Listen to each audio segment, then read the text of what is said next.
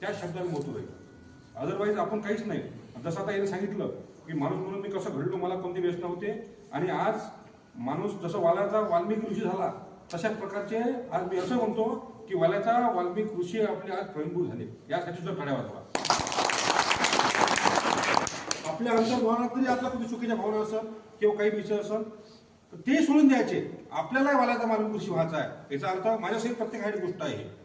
आपण जर कुठे चुकत असेल तर त्याही चुका दुरुस्त करून आपण चांगलं कसं करता येईल मानव समाजासाठी, त्या हिशोबाने आपण चांगल्या गोष्टी करायच्या. जसं आता यांनी संकल्प मांडला की आपण काय काय चांगलं करता येईल.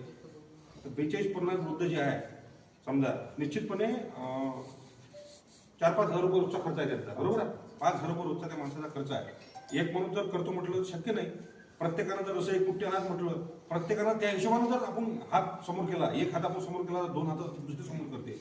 म्हणून जेव्हा हे 2 1-1 2-2 हात